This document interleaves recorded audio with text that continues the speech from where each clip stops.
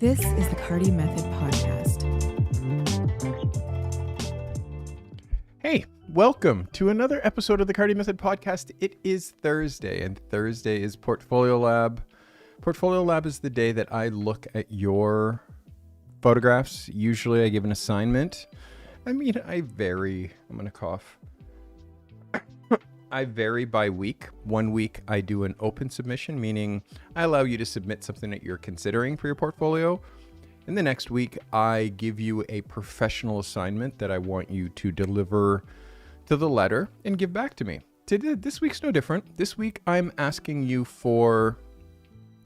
to prove your niche, essentially, which is a very simple statement, but it means a lot. I want you to create a single vertical image that unmistakably demonstrates the niche that you're claiming to be in.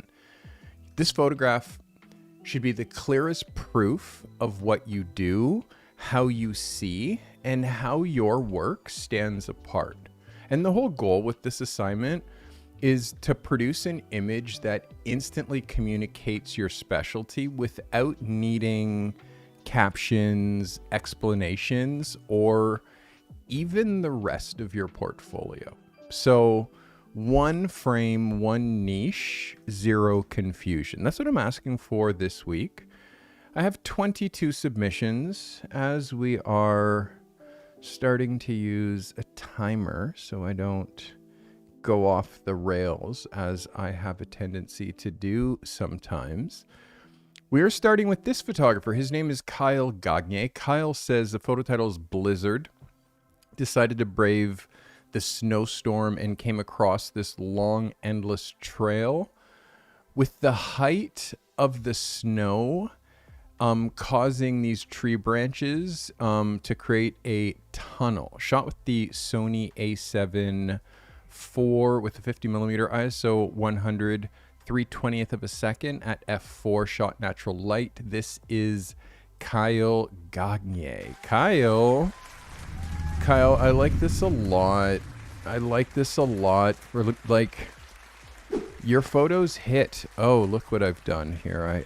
I'm still set for the last time I did a presentation, which would have been on Sunday. Give me 3 seconds here to make this smaller. Apologize for that. But again, sometimes let's go back here. Let's go back here. Let's make this much smaller. There we go. All right, Kyle, for me, this is a yes. I really do love the way that you use scale. I'm going to show you this as a cover.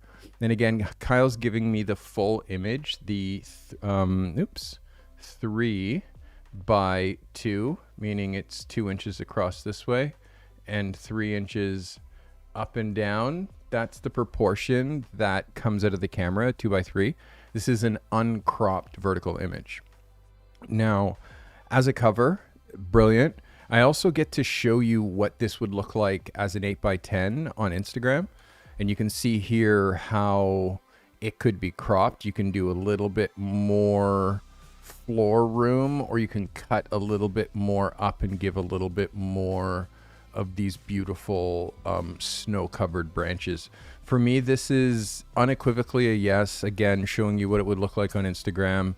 Really hits as a cover. This is a yes. That proves your niche, and I know your work. Kyle, you've won some awards during the Photo of the Year awards, and just to give you a little kylegagne.com, you can see the type of work that this photographer, again, I've been coaching Kyle for a year and a bit, almost a couple of years now. You can see the type of work that he makes and how this fits in quite perfectly with the prove your niche photograph. So well done, Kyle. Well done. That's Kyle Gagne. Kyle. Website's looking great, my guy. Website is starting to look like something. Our next photographer is Israel Cordona III.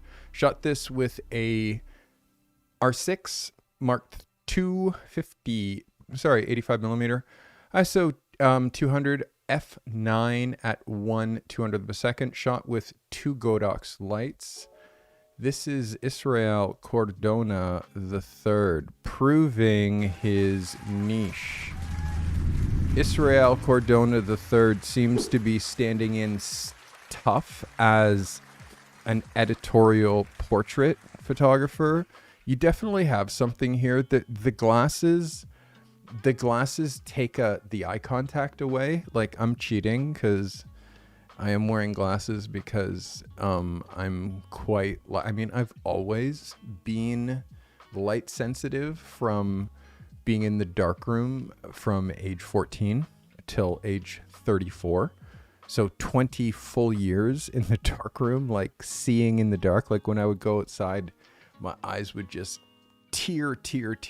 So came to a point where I couldn't be outside with sunglasses, and now I'm under lights so much. And after brain surgery and radiation and all of these tests, like my light sensitivity is also quite up, but I try to wear glasses where you can see my eyes because of eye contact.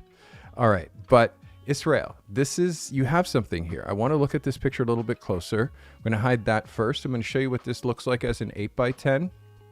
You can see we would be cutting just a little bit tighter, little bit tighter on the head because I wouldn't want to miss too much of the legs, but that gives you, like, again, you could be a little bit looser with this photo, but still, I think that this is strong.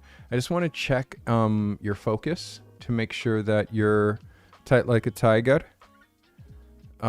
This is good, Israel, and the light is really strong, and being able to see the Ray-Ban logo is also very strong. This is a yes. This is really good. And again, Israel, your progress, bro. Your progress is really quite brilliant, my friend. You're doing great. Thank you for being here and submitting. By the way, if you don't know me, I'm Steve Carty. I'm a professional photographer. I've been doing this for 35 years. Being a professional photographer, I've been doing these photo reviews for 5 years on YouTube. 5 years. It's crazy. 5 years helping photographers. And in the last 2 years, I developed the Carty method, developed Portfolio Lab, developed Pro Lab, my Pro Accelerator. Like, I've now turned like professional photography education on its head, and I'm just putting out like pro photographers like it's my job, because it kind of is. All right, let's get into our next photographer. Let's see who's on deck. This is William. Say hey, hello you two. Good to see you guys. Glad you're here. William Sedgwick. William shot this with a Sony A7C with a 85 millimeter ISO 200 1/25th of a second, 1/125th of a second, at f11. Shot with a single strobe. This is William Sedgwick proving his niche. Like, the work this week is getting pretty dirty. Guys, I'm very proud of the push. Very proud. William, this is really something as far as the subject matter.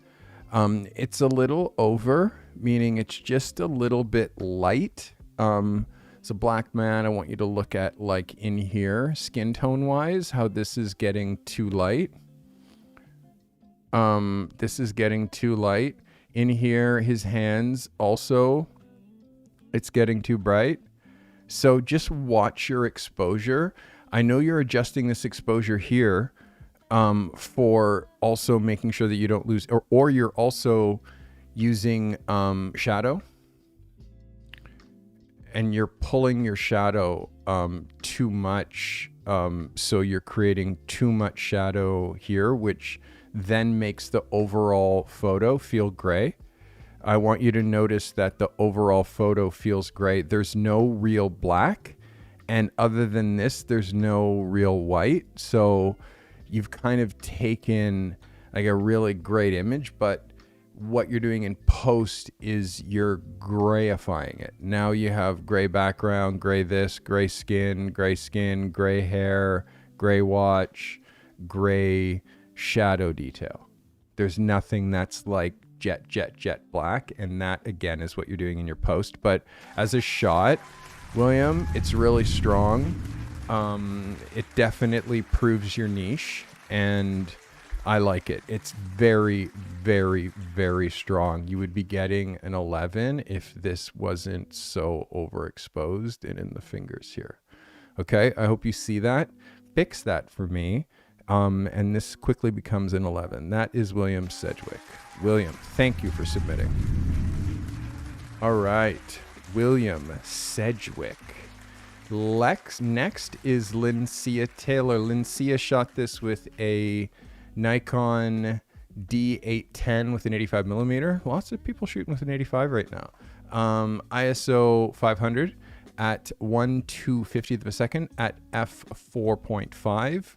Shot with a single Godox light. This is Lincia Taylor. Lincia, proving your niche. Lincia, you're improving. There's definitely something here. And I love the color composition of what he's wearing versus the background that you've put him on. This is what it looks like as a cover. And again, you're learning the 2:3 proportions. What I do want you to see is what this looks like as an 8:10, because you are a little bit tight. So you'll see as we go to an 8:10, you're going to either lose the top of his hat or you're going to lose his shoes, because you're a little bit too tight. As you can see clearly here, this is what an 8:10 would look like. But I also want you to see how close you are down here with the bottom of his feet. Like, this is too close to go to the edge. Like, if that goes to print, you're going to clip the foot anyways.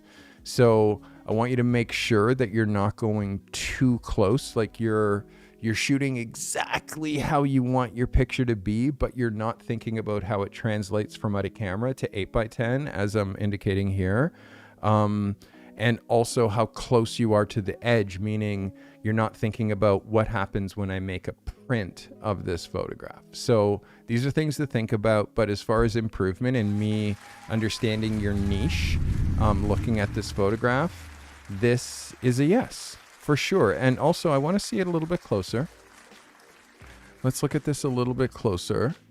Your focus and quality has come up, Lincia, like considerably. Like, really, your sharpness, your exposure, what you're doing in post-production, your ideas, all of these things seem to be elevating. Yeah, again, when you're shooting men crouching, it's not the most flattering. Shooting people standing is usually the most flattering. Shooting people from the side versus straight on, like, again, you made like a styly photograph out of this, but I want you to continually push, and we never, ever, ever rest on our laurels. But for you, Lincia, I'm giving you an 11 on that photo. That definitely hits. That is Miss Lincia Taylor. Lincia, you hit. Definitely hit on that one. All right. Next is Nakumba Booker Jr. Nakumba shot this with the Canon M50 with a 24-70, shot at 41, f3.2 at 1/125th of a second at ISO 500, shot with continuous on a softbox. This is Nakumba Booker Jr. proving his niche. Nakumba, this is one of your best, bro. One of your best. I'm going to show you what you're doing with your cropping, but I got to say, Nakumba, this is one of your best. Let me show you headspace as far as where the masthead would go, as far as how high your model's head is. Still, she's got big hair. I think that it passes if that said Vogue. Right now, it's the Carty Method magazine. I like what she's holding. This Prada perfume is cute. What she's wearing is classic and timeless and not over-sexualized. She's got the right look on her face. I want to see what this looks like when we go to 8x10. Okay, let's see. When we go to 8x10, we're going to have to sacrifice something, and we're going to have to sacrifice is her fingers or the top of her hair. So if we sacrifice her fingers and crop there, then that's now showing the whole, I mean, it's white on white, guys, so you got to bear with me. But now this is now where it's going to crop on the bottom. If it goes all the way to the very, very top, like up here, if that's the end of the photo up here, but you can see where we lose here in her fingers. And if we pull down and save her fingers, then you can see we lose the top of her head, and we lose it right across here. So that for me is the next thing that I want you to be focusing on, is when you're shooting these photos, is like how tight or loose you're shooting. Let's look at your focus and let's look at exposure. Your exposure to me seems pretty spot on. Your post-processing is getting way better. Your skin is looking good. The focus is looking good.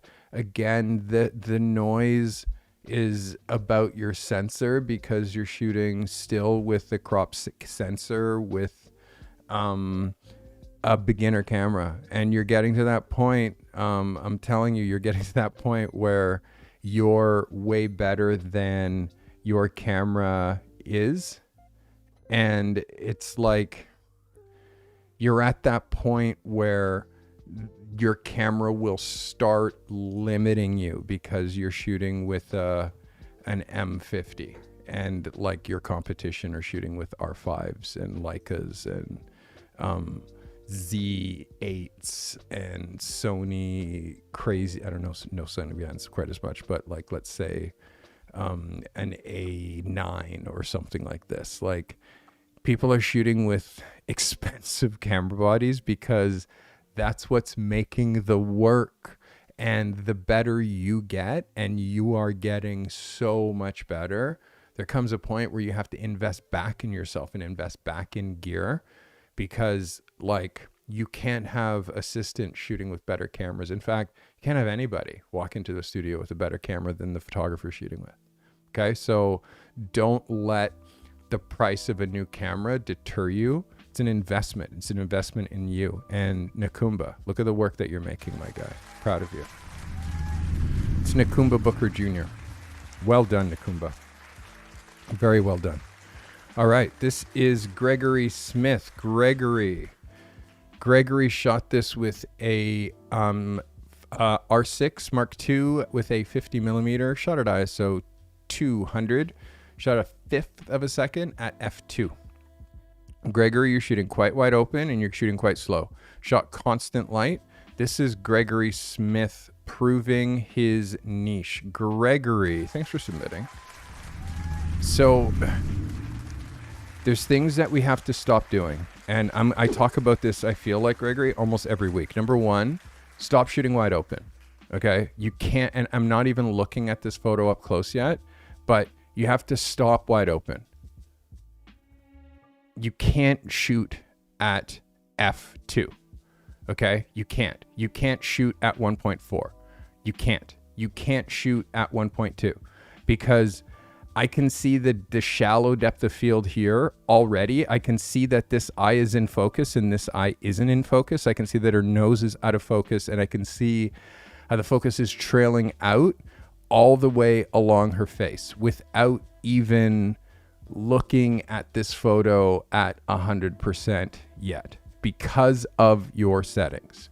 So the next setting that I'm noticing is you're shooting constant light, meaning you're shooting video light for photography, where photography needs like a flash, and video light is constant. Video light is so much lower in power that you need to do these settings that you're doing right now because you're not using the right light source. I have video lights and photography lights. Like, they're totally different things. And if you are like, you don't have to use video. Like, I really want you to use the right equipment, and lighting with video light, it's great. You can see what you're doing, but it's not the right lighting type. And I want you to lock that in. You're using constant light when you should be using strobe. Okay. Let's look at your photo a little bit closer. Now, this is what I need you to see. I need you to see that your photo is out of focus on this side and out of focus on this side. The reason that you're missing the focus is because of you're shooting at wide open.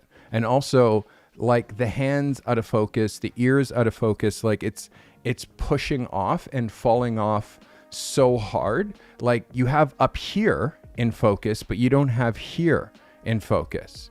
Like, you have up here in focus, but you don't have down here in focus, which is where we need you to be tight like a tiger. The light is okay. Again, you're new to this. The pose of her having her hand to her ear is super dated. Again, like, you need to look at Vogue, Vanity Fair, Essence. You need to look at what magazine editorial and what the poses look like, so you're not doing poses from 15 years ago. And this is dated, like, and again, the expression on her face, she's got to be like projections. You have to ask yourself also, why is her hand here? Like, what's the reason? And what that does is it makes this like so much a part of the photo, and it doesn't, like, what we're trying to see is her face. So bringing her hand in this way and coming in from camera direction is just, it's distracting, and it makes it more about her hand gesture than it does about her. So my suggestion as a new photographer is, don't let your models touch their face. Don't have hands up here. And again, look at references of like working editorial photography so you can see poses, so you're not just winging it. Really important things to take out of this, Gregory. Number one, you're using hot lights or video lights instead of flash. And because of that, it is throwing all of your settings way lower than they need to be. I shoot no less than f4. And when I'm shooting this kind of stuff, I'm shooting it at f8. Okay, so if you're shooting it at f2, who's doing something wrong? You know what I mean? And again, if you can't achieve f8 from your setup, then you're not using the right setup. And it's probably hard to achieve f8 when you're using constant light, which is why we don't use it, which is why we use strobes. Okay, I hope that helps you. That is Gregory J. Smith. Gregory, thanks for submitting. Again, this is an education on light. This is an education on why we do the things that we do. Super important. If you're ready to stop guessing and actually grow your photography business, these are the 3 tools that I wish that I had earlier. They're simple, they're powerful, and they're made for photographers that are ready to get serious. Tool number 1, my cold outreach master pack, 18 proven email templates, and a step-by-step guide to help you get new clients fast. If you've ever stared at a blank screen not knowing what to say, this fixes that. Tool number 2, my professional photographer's habit tracker. Good gear doesn't build success. Good habits do. My daily habit tracker keeps you focused, accountable, and moving forward every day. And tool 3, the ultimate photographer's call sheet. Shoots get chaotic fast. This call sheet organizes your client info, your gear checklist, and shot list so you show up confident and prepared. You can grab all 3 right now at thecartymethod.com/tools. They're built from real-world experience, and they're ready to help you grow today. All right, we are getting into our Pro Lab submissions. These are people who are at the highest level of the Carty method, meaning they're in my accelerator. They are in Portfolio Lab, obviously, because we're here looking at work right now. This is the highest level of photographers that I have in my group. Many of these photographers are new, so there's still some correction. Many of these photographers have been here for a while, so I'm excited to look at this work. This is Les Addy. Les is shooting this with a Sony A9900 Mark II with a 24-70 shot at 24 millimeter. Sorry, 24 to 70 shot at 28 millimeter. ISO 640 at a 2/50th of a second at f/16. This is Les Addy. Les, let's have a look. Les, thanks for submitting. So Les, you are going absolutely crazy in post-production. Like absolutely crazy in post-production. Meaning those sliders that are like saturation and intensity and like you're going so far there that is not a realistic blue sky. Would we agree that this is an oversaturated blue sky? This is not what running shoes look like. Like, would you agree that this is a completely oversaturated running shoe to the point, Les, that it looks like an illustration? It looks like a drawing. It doesn't look like photography anymore. And Les, the first thing that I would do is look at, here, we just do a little example. You just go to Foot Locker and then you do men's and then, blah, blah, blah, blah, blah. Let's look at men's and I'm going to say basketball shoes. Something went wrong. All right. So can I search here, please? Geez, it's not letting me do anything here. I might have to just go to Google. But what I want you to see is how men's basketball shoes look, and when they're photographed, what they look like. So you get to see here there's no oversaturation. There is no oversaturation. There is no extra treatment. And in fact, this hasn't been a look for 25 years less. So you need to stop this immediately. You need to stop what you're doing in post-production, because this is not photography. This is you just going crazy in Photoshop. Now, photography-wise, if you're going to shoot shoes, will you find a reference? And you look at a reference to see what is happening right now with photography and shoes. And you'll see studio stuff, super, super clean. And you'll see the location stuff, again, looks very much like not a lot of post-production. So how you shot this is cropped. And my request always is no crop. If you've watched my shows before, Les, I say, don't crop your photo. I need the full 3x2 proportion, cropping the photo. And then you're also cutting the bottom of the shoe here. You're cutting the bottom of the shoe here. You're hyper claustrophobic here. And then you're driving the horizon line of the shot right through the product. So there's a lot of reasons why this is a no. I do understand if you're a product photographer and you're proving your niche. I do see that. But what you're not doing is looking at current contemporary photography and looking at what's happening now in the industry. You cannot put work that is this oversaturated into the marketplace. You can't, because this is not what the look is right now and really hasn't been. So please be very aware of making work that's right now, not making work that's from 25 years ago, which means you need to look at work from right now before you make your work. I hope that helps you. This is a bit of a miss for me. All right, that was Les Eddie.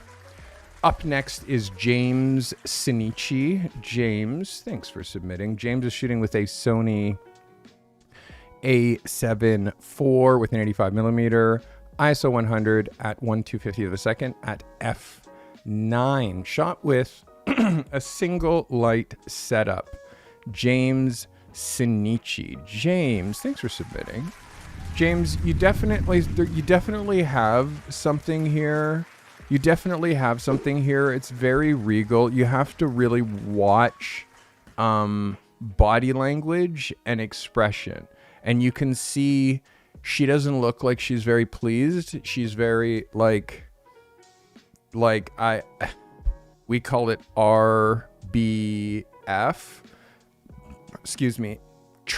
We have to lighten people so they don't look like they're pissed off. And then it's the focus. Like when we're really looking at a picture that's this, well, of course we need to see it at 100%. And when I look at it even at this level, I can see that it's out of focus. And as I zoom in closer, you can see you missed the focus. So any photograph that you missed the focus is not a contender. It doesn't go in the portfolio. The way that she's holding her arms is like pushing her body sideways. I'm not sure if she put herself there or you put her there, but again, you're responsible for everything when it comes to a portrait, including body language. You have to correct the body language so it is right.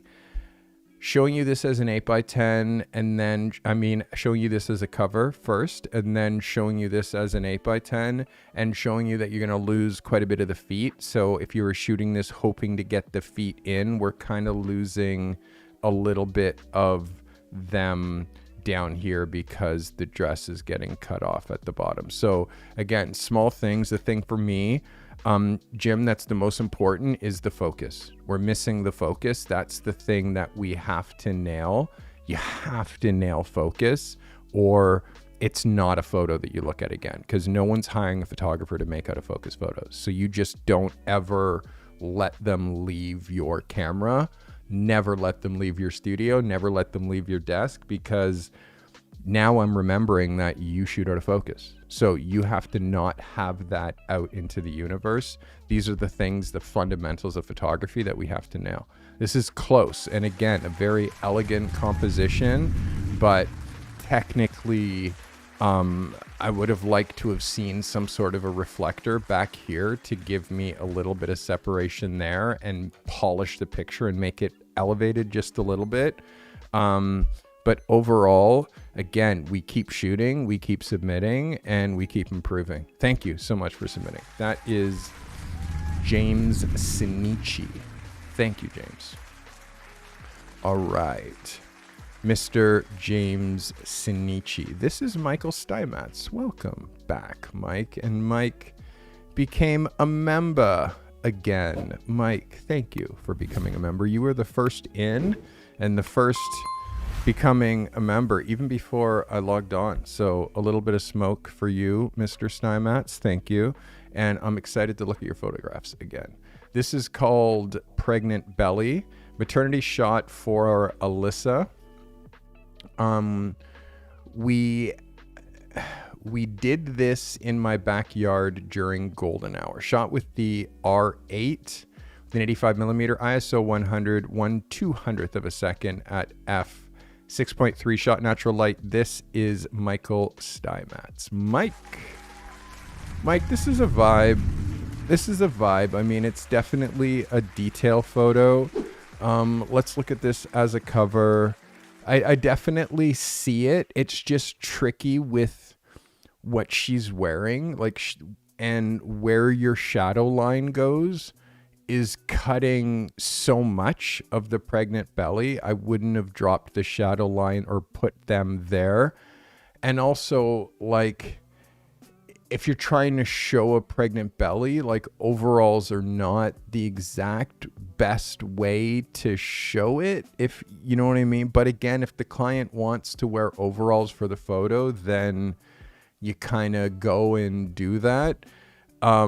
For me, again, the barbed wire, I don't know if that's giving any subliminal messages as to how this is going to be, like, this kid is going to be like barbed wire to this woman. I don't know if there's any metaphors there.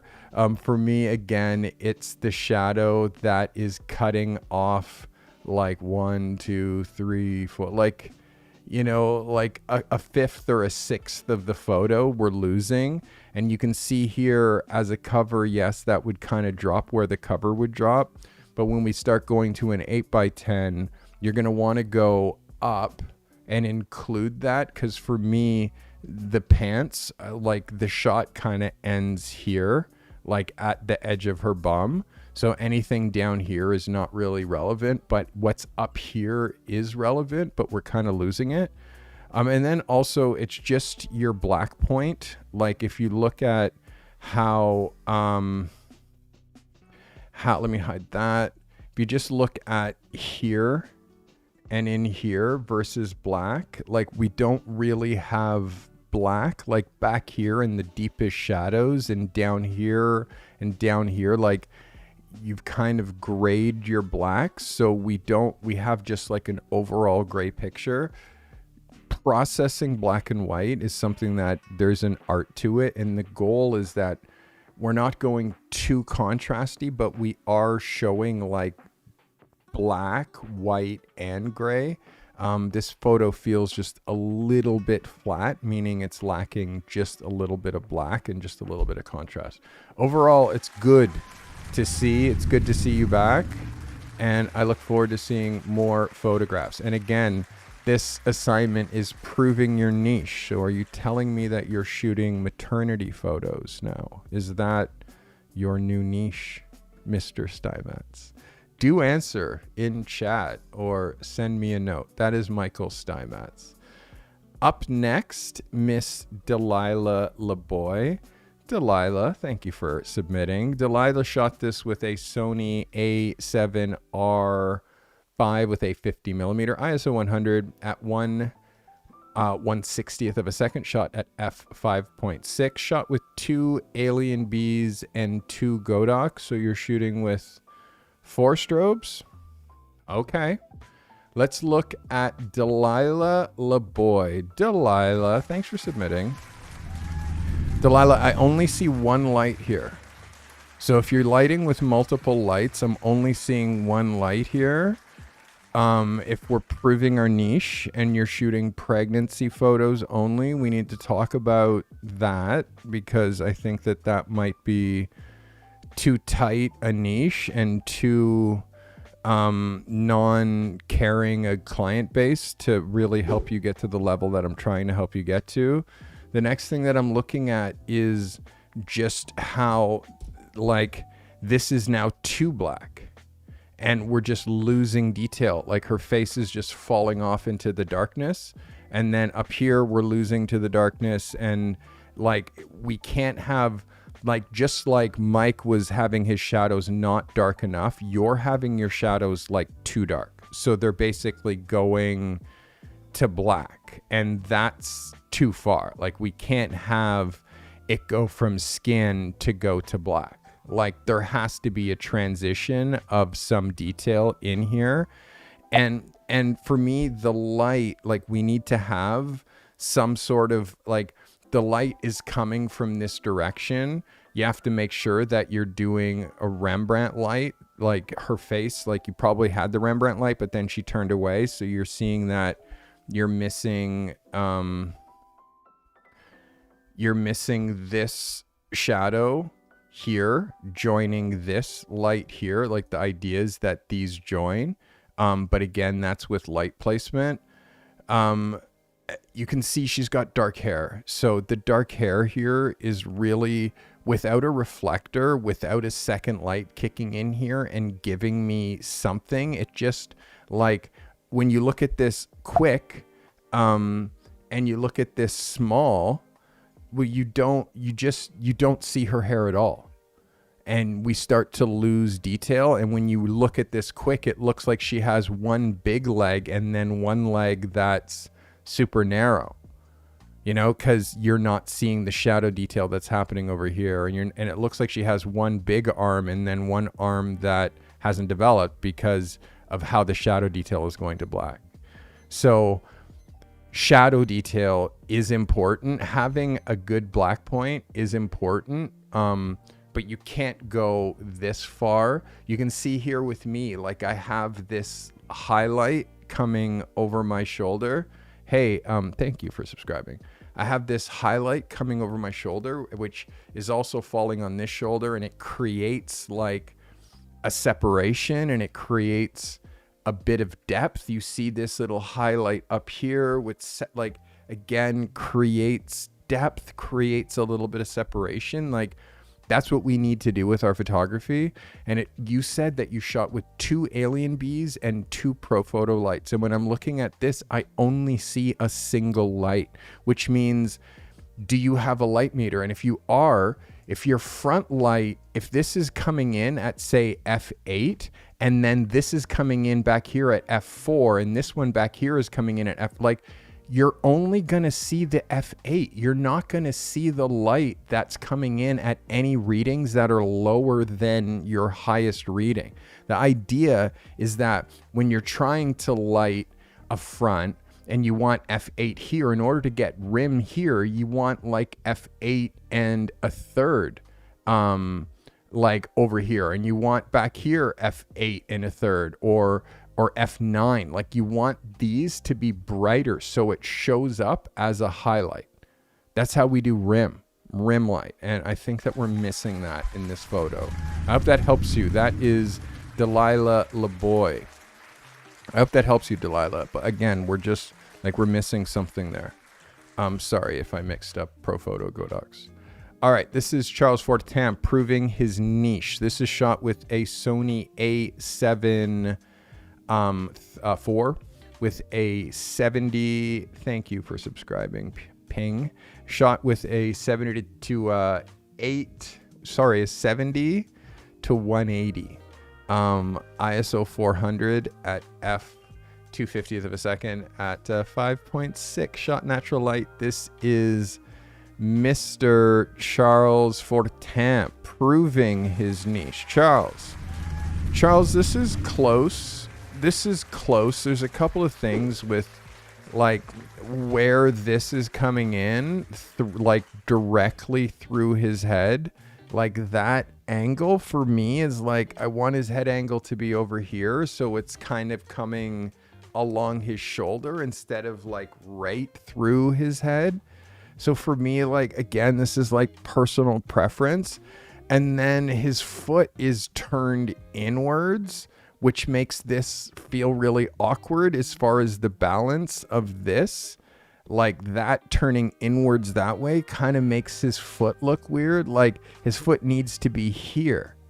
Do you know what I mean? And again, his head needs to be on this angle here. So this can come in.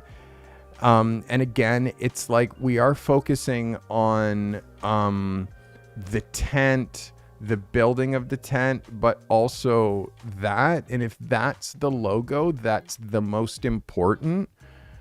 If this is the logo that, and again, I think like this is Patagonia. If that's the logo, that's the most important, then he should be doing something that is not bringing something else that's not what we're selling in front of the Patagonia logo, because it becomes this is fighting with this.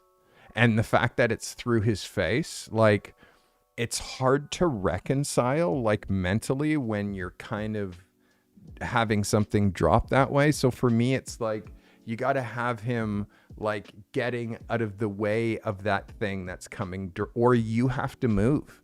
You have to come around this way and hit him like that. So you're shooting this in front of him on a different dimension. So it doesn't look like it's so distracting. For me, Charles, because again, I'm a big fan of your work, because I know your work, and because I know how talented you are and what photographs that photograph is competing with. Because I know this portfolio, because I helped you develop it, because I know this portfolio so well, I'm going to be critical. And again, when we look at a photograph like this, where we're pushing arterics, and like, you can see, like, because the surfboard is on the ground, and because he's wearing all clothing that's tonally correct, like,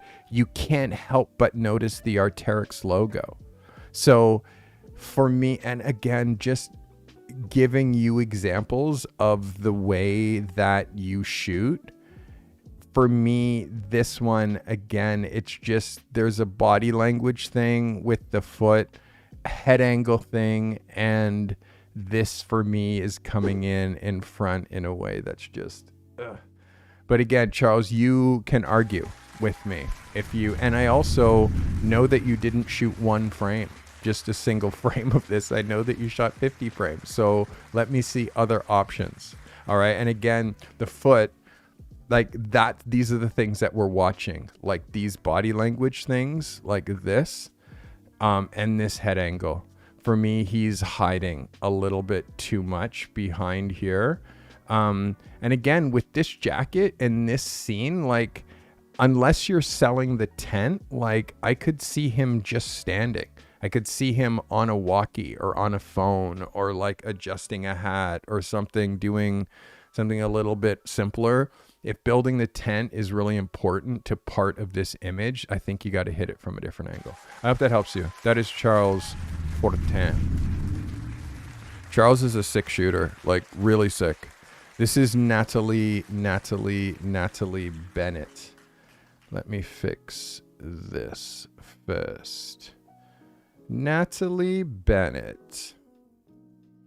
All right, haven't seen Natalie's photos in a minute. Let's see what Natalie's got for us. Natalie says she's shooting this with a Canon R6 Mark II, shot with an 85 millimeter. So happy you got an 85. Shot at 5.6 at 100 ISO. Oh, sorry, 400 ISO at a 60th of a second. Natalie Bennett. Holy shit, Natalie. Natalie, I don't know what happened to you. It's like someone nudges you, or it's like you have a coach or something. Like, holy moly, Natalie. This, at first glance, Natalie, this hits really hard. Like, you as a fashion photographer, like, it really hits. This girl's got a really long neck, but the way that her face is, like, you have to have her like really projecting out in order to emphasize like the length of her neck. Let me show you this as a cover. Again, it's really strong. Your light is really strong. Let me show you this as a 8x10, which would be much closer a crop as an 8x10, unless you wanted to risk doing like across the forehead crop like this, which would show a little bit more of the shirt. Either one of these I think is radical and great. Natalie, let me look at this close, because post-production is something that has been an issue for you. I want to make sure that we're getting past that. Your post is getting better, Natalie. And again, what I want you to watch is, even with the 85, this is not on like this eye. this eye and this eye are on two different planes. Like this eye is here and this eye is back here. So you can see how this eye is slightly out of focus. I also see a little bit of the blur that you're doing because it's around her eyebrows here. I can see up here the blurring around the eyebrows. So I want you to, like, I'm going to say over and over and over and over and over again, I'm always going to be watching your post-production. I'm watching what's happening in here and in here. I'm watching what's happening on the lips in this corner, which looks like this looks blurred. It looks blurred under here as well. All of the blurring is unacceptable. You can't use the blur tool. You have to get better at retouching, or you have to send it out, because your stuff now, Natalie, is getting so good. Like, this is a top image. You're getting so good. Your post-production has to match. So when other clients look at your stuff at 100%, it looks equally as strong. Again, I want you to watch Shooting People on the 3/4. It does make her head here look bigger than her neck here. It looks like her neck proportions and how narrow that is based on how big her head is. It makes her neck look odd, and that has everything to do with your angles, and you're letting her sit her head back this way rather than projecting it forward, which would not jam this back part of her neck here. It would extend this out here and this out here, and it would make her feel much longer. Again, keep working on this, Natalie. This is an 11 out of 10 though for you. Great shit. Good stuff. That is Natalie Bennett. Natalie, really, really good progression. Like, you're good progress. That is Natalie Bennett. Jason Williams, assistant of the stars, my actual full-time assistant. I don't think that I'm easy on this guy. Jason Williams shoots with an R6 Mark II 50mm lens. In this particular case, shot at 1/25 of a second at 3.2 at ISO 1600 ISO. Jason, let's see what Jason's doing here. Jason Williams. Jason. All right, let's have a look at where the cover drops. You can see she's a bit high in the masthead. You can see there's not enough space here. There's not enough space here for a cover.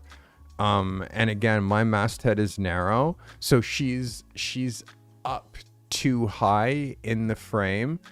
This part of the wall, like, is super distracting. Like, that is distracting.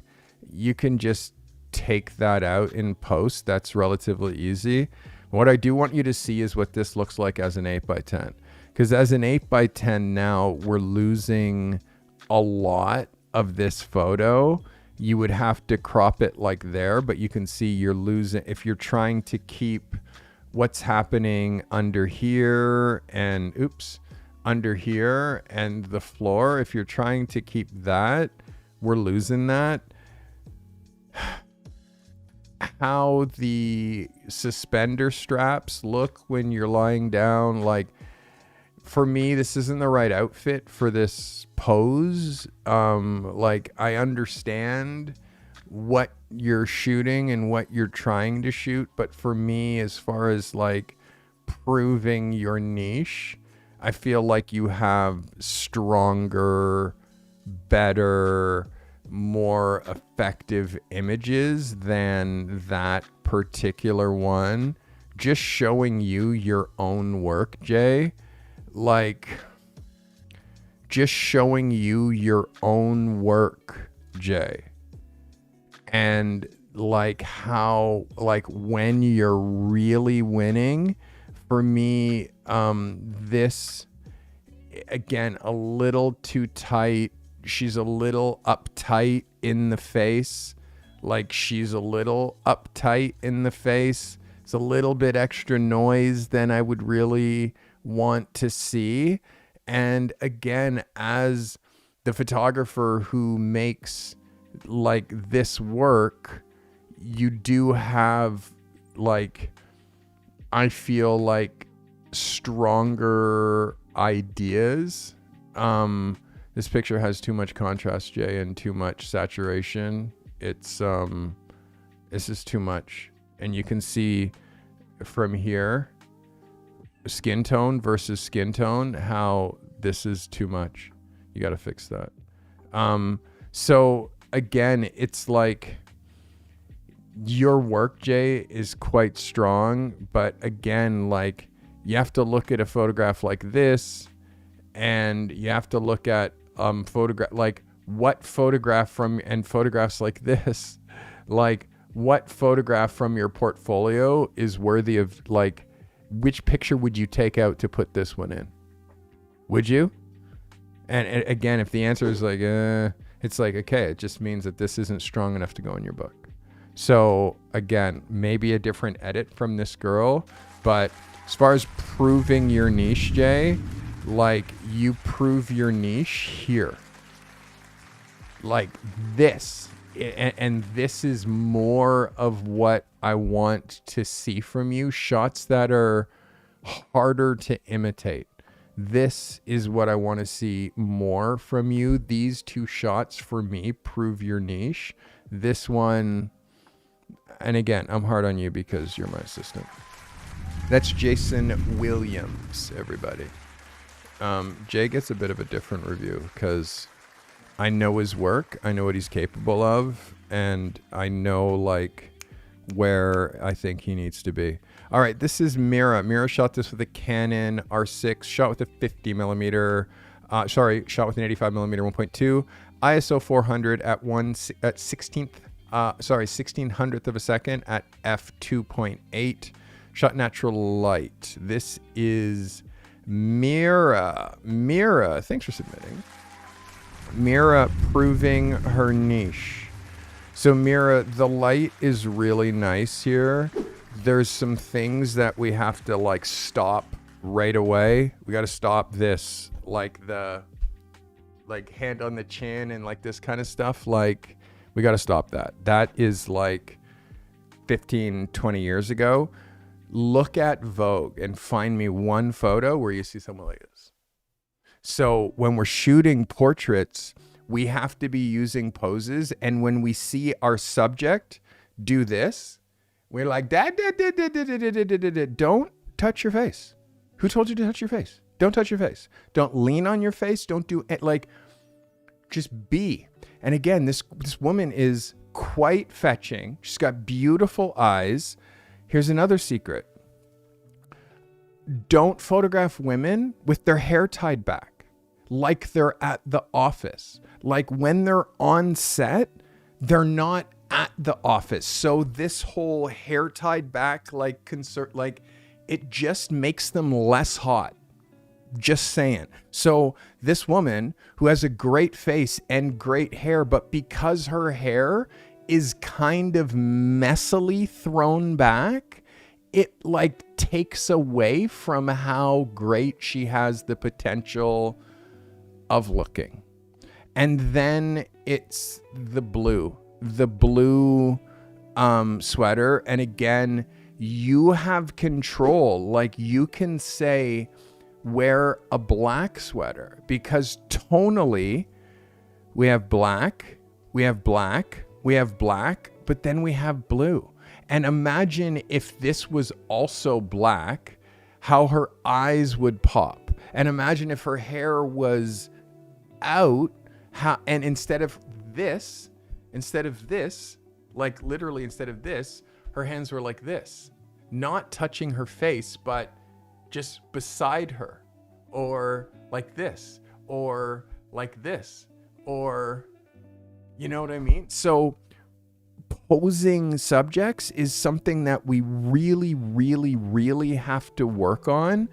And it starts from looking at media, looking at magazines, looking at Vogue, looking at Vanity Fair.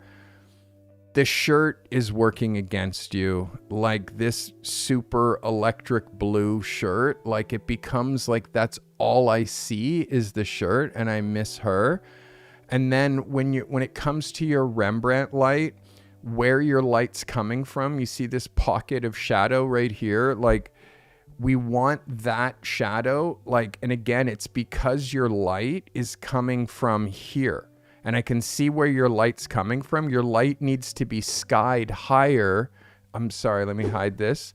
Your light needs to be skied higher so it can come down at a different angle. And then obviously light travels in straight lines. And that means now that this light, the shadow comes down here instead of going across here, which you can see here. And then it also bring this shadow more down here, and you can cut this little highlight away and still achieve the same Rembrandt lighting. Your focus is strong, Mira, but again, we control everything, including what our subjects are wearing.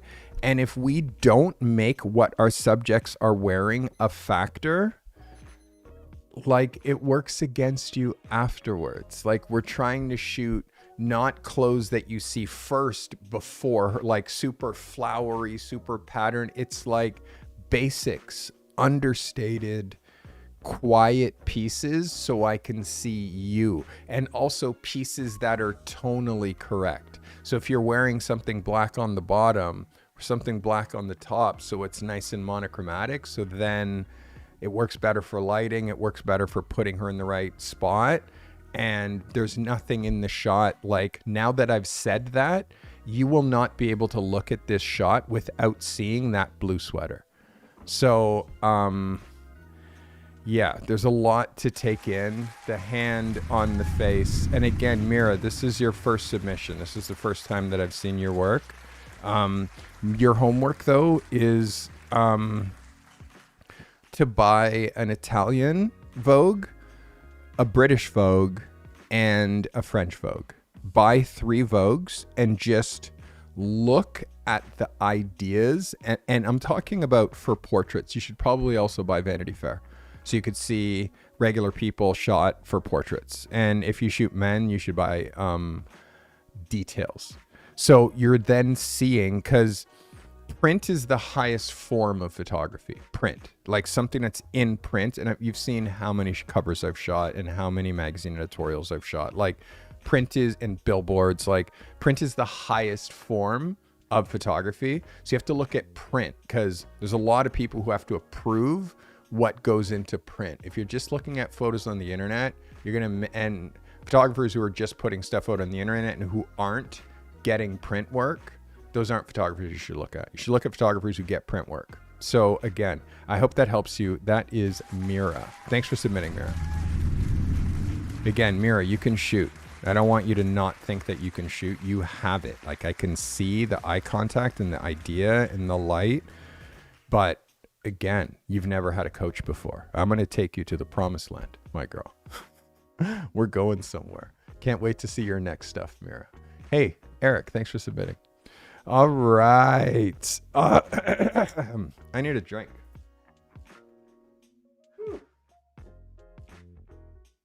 It's a lot of talking doing these photo reviews. If you're watching me live, thank you. I appreciate you. This is me.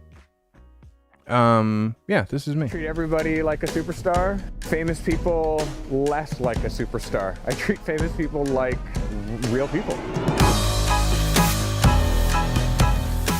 I started as a photographer, I would say professionally, when I was 20.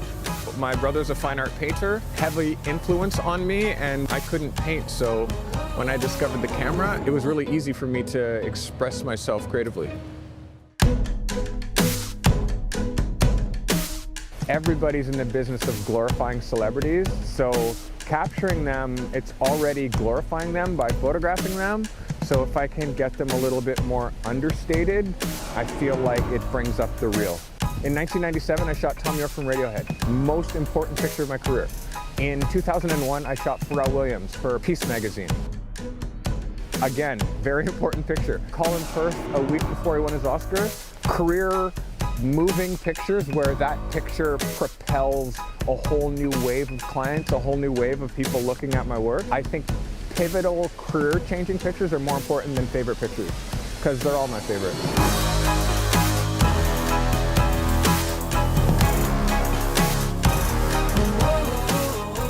The whole idea is make good stuff and share it and do it every day.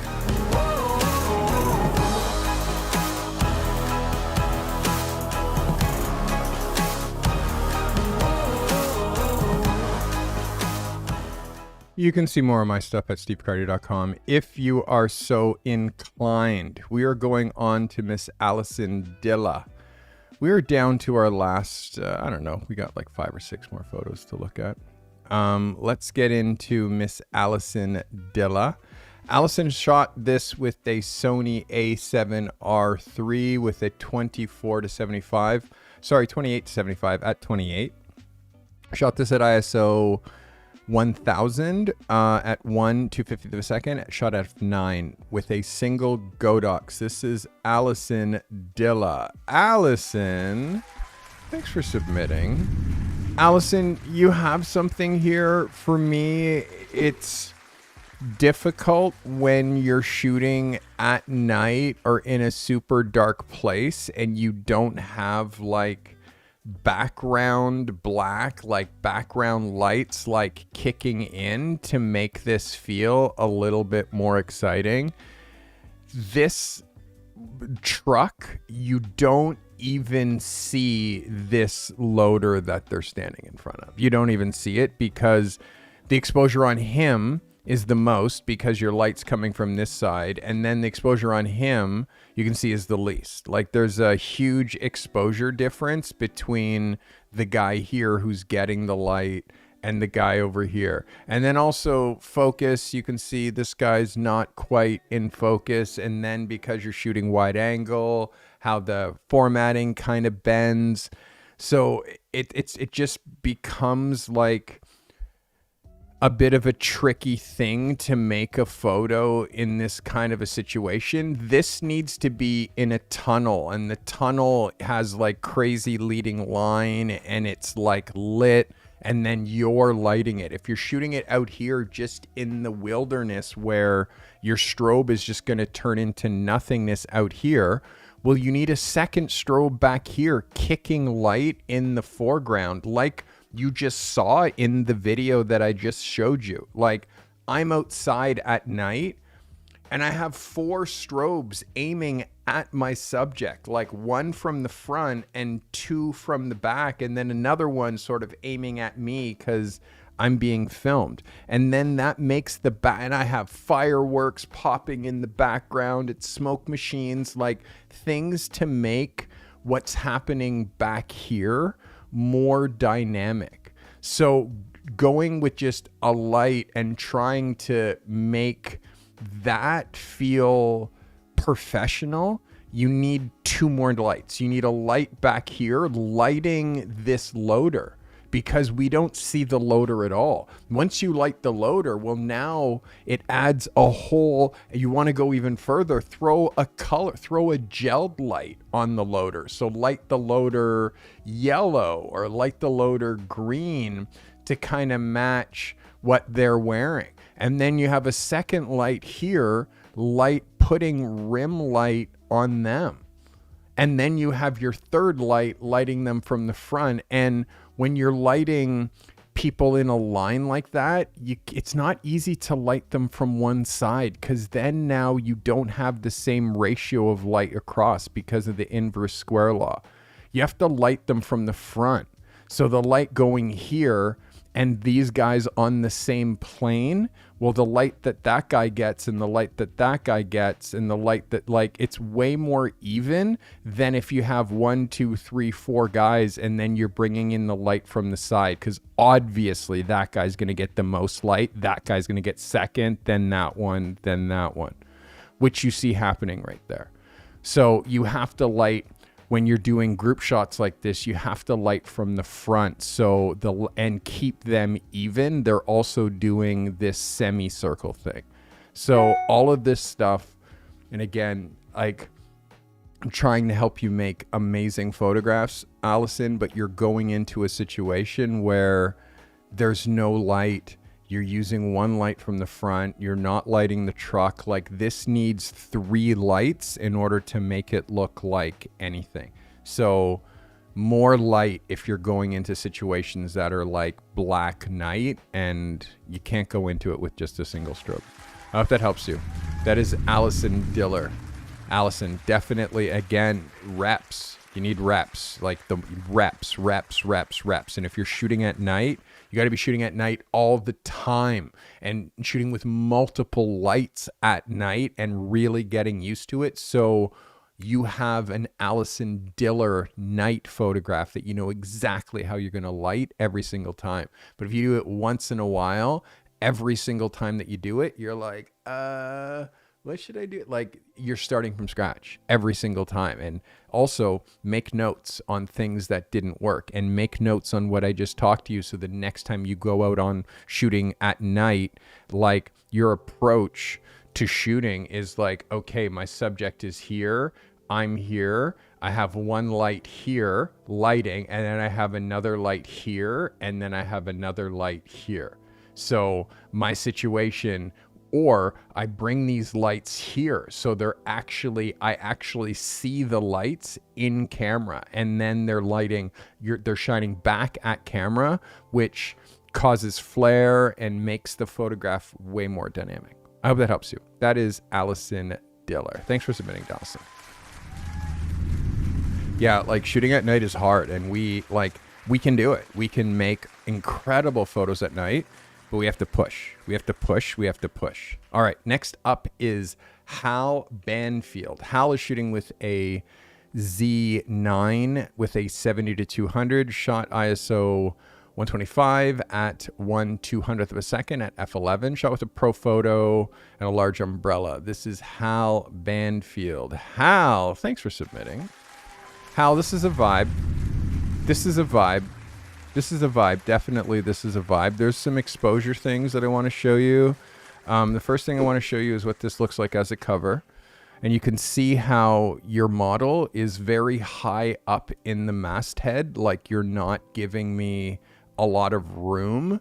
If I was to put a cover, you're not giving me a lot of room by dropping the model's head right there. But what's more important is what this looks like as an 8x10, meaning I'm the company that makes these shoes and I just hired you to shoot them. And now I'm trying to put this post on Instagram.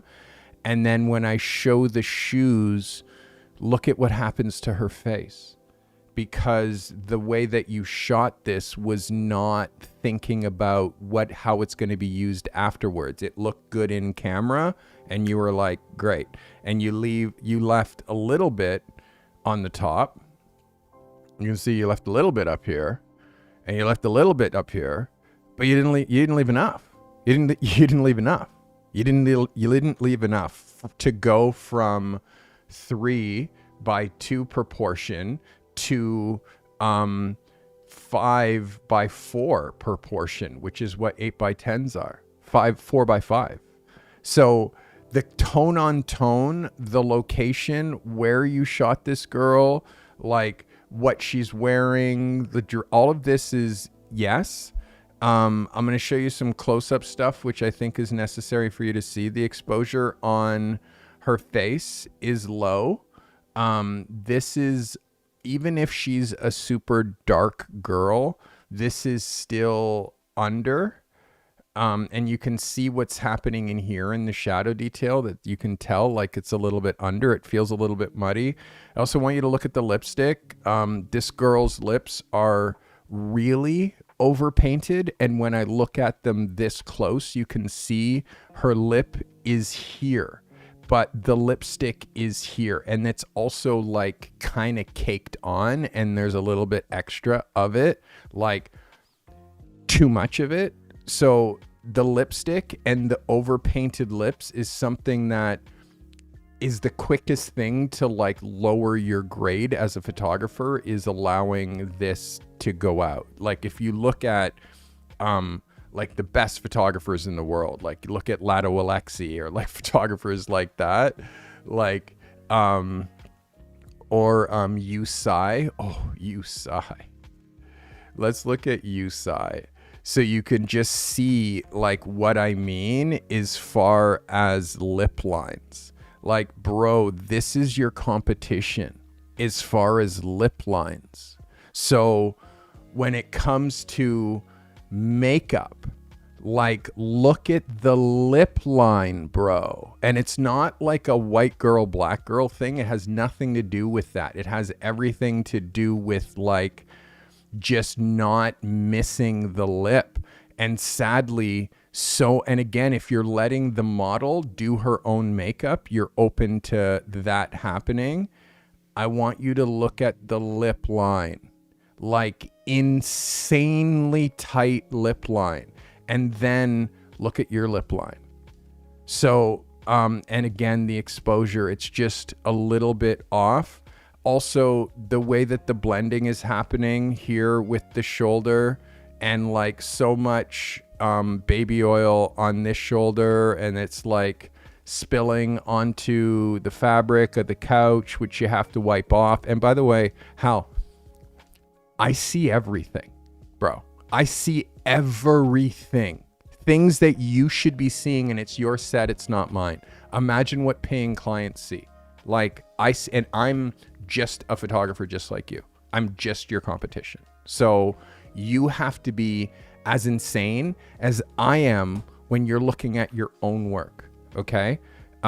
So this blending and how it doesn't now blend across her chest in the same way as it does on her shoulders, like, it's a bit extra with the baby oil. Like, it's too much. So these are small things, but they're big things. Like, you have to notice all of these things. This is how you go from obscurity to the top 1%, is these kinds of mistakes like this here on the fabric.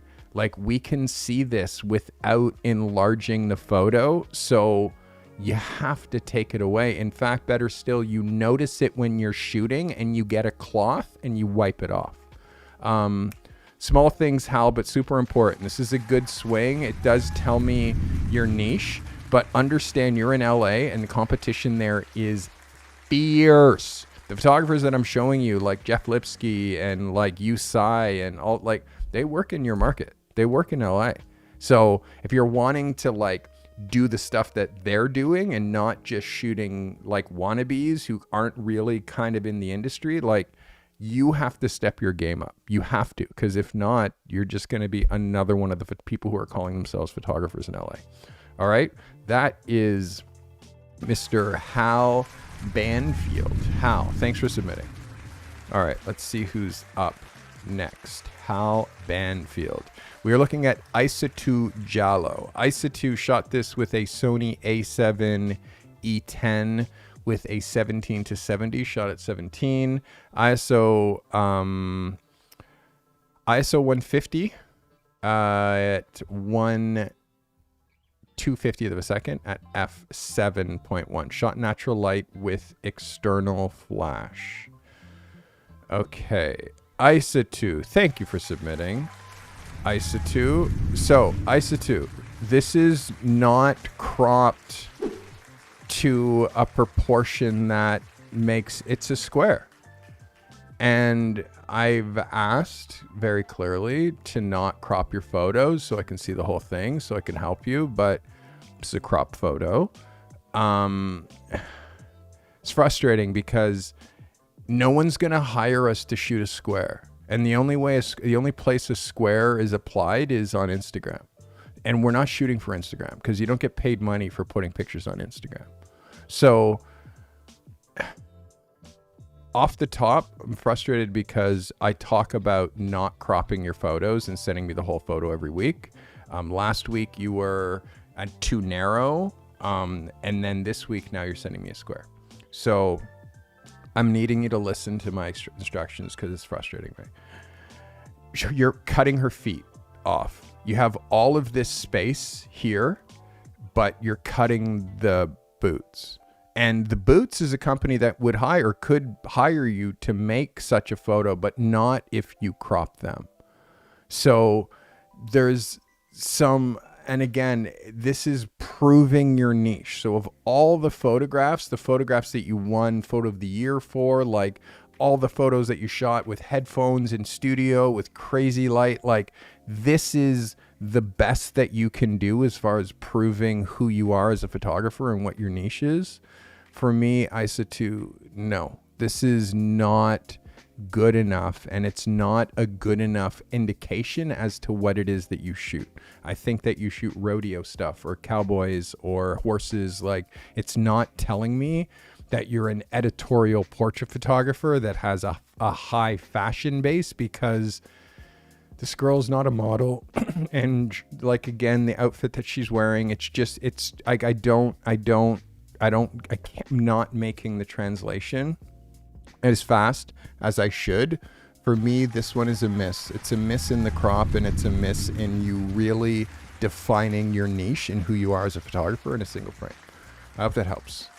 Isotube, next week, please kill it for me. I need you to. All right, next is Ivan Kostov. Yes, Ivan Kostov. Ivan shot this at ISO 100 at f1.8. Ivan, you can't shoot wide open. I talked about you can't shoot wide open. I'm going to say again, you can't shoot wide open. I'm going to say again, please don't shoot wide open. Shot at 1.8, f1.8, or shot at f 1.8 at an 80th of a second. Shot natural light. This is Ivan Kostov. Ivan, where's Ivan's photo? Because I don't see Ivan's photo in my list. I see Ivan's name, but I don't see Ivan's photo, which means, Ivan, my team pulled your photo because either you weren't following instructions or something happened that, there was a sizing thing.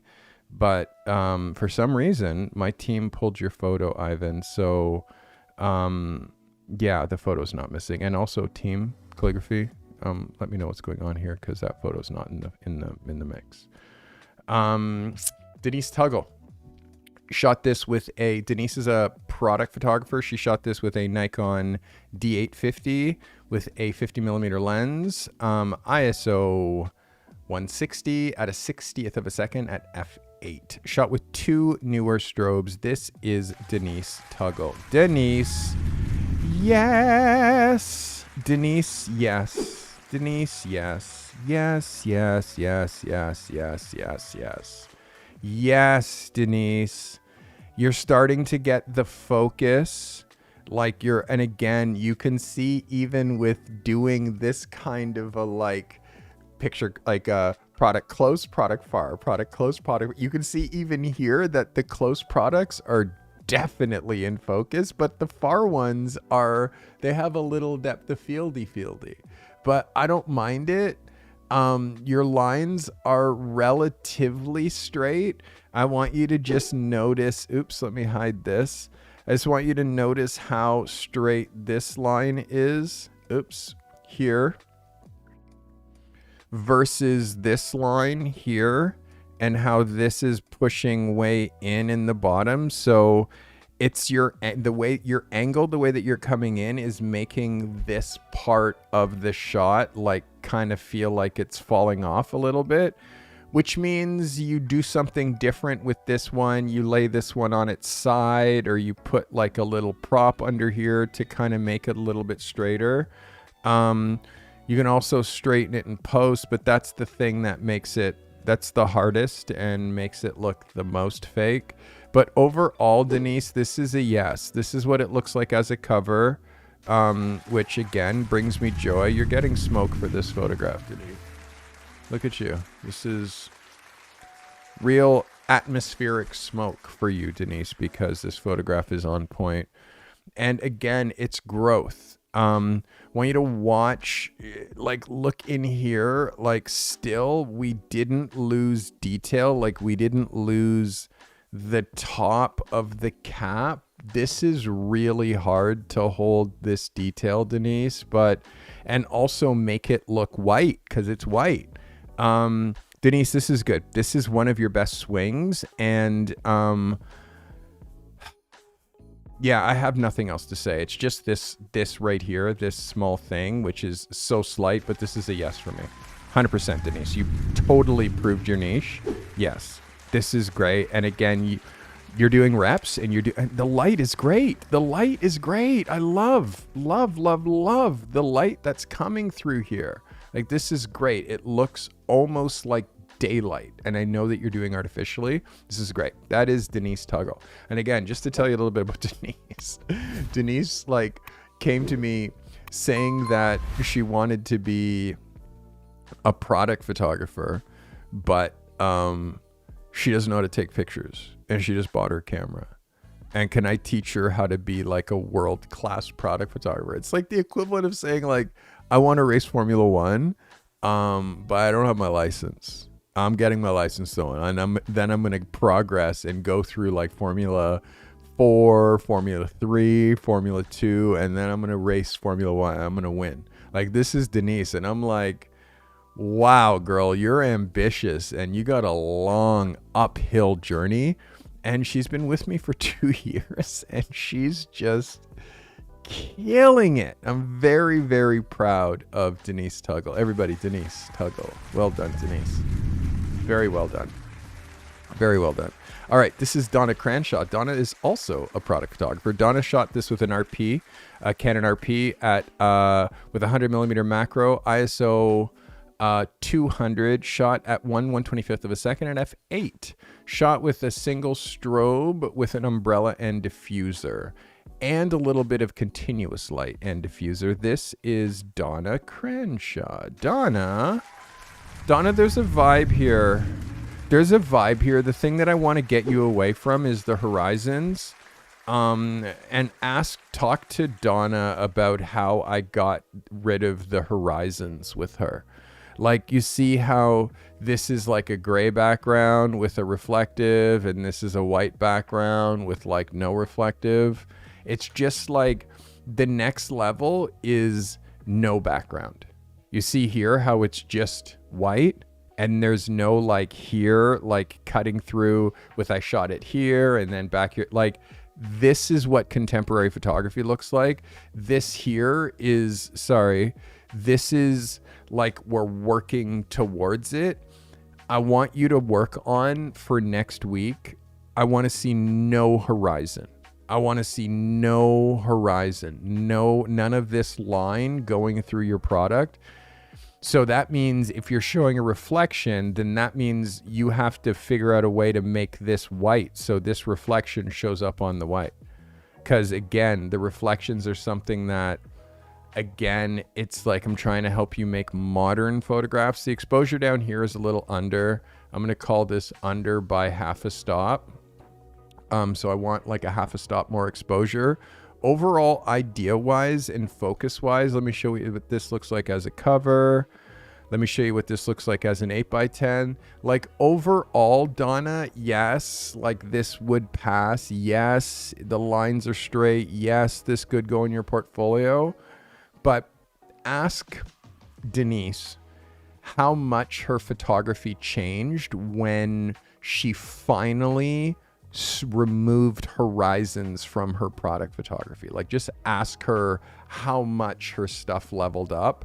You're still in that phase where you're like product on top of level and then background. Like, there needs to be angles. There needs to be ways that you shoot this. So you're shooting it on a single background, not two. I want you to think that this is one background and this is another background. So you're shooting this on two backgrounds, and I want you to use one, or make it feel like it is a seamless one background thing. And again, look at some of the photographers that I've coached, like Rohan Agalawate. Ro is incredible product photographer. Just to show you Rohan and show you how products look with no horizon, and how it just hits harder when you change your angles to make it. I mean, yes, he does shoot stuff that still has horizons, but when you change your angle and there's no horizon, like, look at this photography. when you change your angle, so there's a reflection and a color, but no horizon, you can see how it just elevates what we're doing. It just elevates it to another level. And that's what I'm trying. And again, I've helped all of these photographers do just that. Look at the difference when you change your perspective and you don't shoot products like you're shooting a person. And if you are using a horizon, you have to use horizons that are really, really interesting and shoot it in a really creative way that makes it interesting. Again, look at this double exposure. Oops. Look at this double exposure. Sorry, let's go back to this one. Like, this is killer work. So again, this is all inspirational and should be inspirational for you. We're going to get you there, Miss Donna Cranshaw. Thank you for submitting, girl. I appreciate you. Stay the course. You're progressing so fast. Stay the course. Not every review is going to be like 100%. Just stay the course. All right. That is Miss Donna Cranshaw. We are down to our last few. I think we have 3 more photos. This is Levi Wells. Levi shot this with a Sony A6600 with a 35 millimeter ISO 800. By the way, I had brain surgery 3 months ago. You can see here my brain surgery scar. Part of the issues with me needing brain surgery is like I couldn't read, and I had a brain tumor, brain cancer, a whole bunch of stuff like that. So the reading part is something that is coming back, but it's only been 3 months since I've been able to read. It's been like I went all summer last year not being able to read. So yes, Levi shot with a Sony A6600 35 millimeter ISO 800 at a 50th of a second at f6.3 shot natural light. This is Levi Wells. Levi, let's get it. Levi, yes, yes, yes, yes, yes, yes, yes, yes, yes, yes, yes, yes, yes, yes, yes, yes, Levi, yes. You hit this, my guy. You hit this. I want you to watch your straightening, like meaning you're this way, because I'm seeing up here this line. I want that line to be really straight to this, and then you can see the next line like converges down more, and then the next line, and then this is kind of the one that's straight. When you're picking sets to shoot on top of, your like shooting things that don't have any kind of lines that you can then reference straight or not makes this a lot easier. But this is a fantastic capture. First of all, let's look at this as a cover, which, and by the way, you get the real smoke right here. Real smoke, because you deserve it. This is a fantastic image. Fantastic. So back to your photo. Very well lit, very well captured. Great idea. There's small mistakes. You're cutting the eggshells here. You're cutting the avocado here. I'm not seeing the salt. I'm not like, yes, this is the main, but where you place this stuff, this gets tucked right under here. And then this, which is not important, gets pushed up here. And then the avocado, which is important, like you drop the avocado here. So the eggs, which you can afford to do half of, you don't have them go so high in the frame, because when this goes to an 8x10, let me hide this. When this goes to an 8x10, like we're losing a lot of the upper and lower of the picture. So again, really, really small things, but these things like this edge and this edge are really important to me and should be important to you. The avocado is really important to this meal. So the avocado can't be an afterthought. It has to be as predominant as the eggs are, which for me, I would move this avocado so it drops like right in there or down here. So again, this is a really good swing. I'm not going to break your balls too much. This is a yes, Les. This is a yes. Very, very, very well done. Very well done. Very well done. That is Les Wells. Perfect. And again, it's like, Levi, you're the guy who's trying to figure out your niche. Well, you're a product photographer. The question is, if you're wanting to shoot food and beverage, should be shooting food and beverage. Let me show you, again, in my photography school, there was, out of the 3,200 people who applied, 75 got in. And of the 75 that got in, 4 of us are photographers. 4. So I can show you Mike Alberstadt.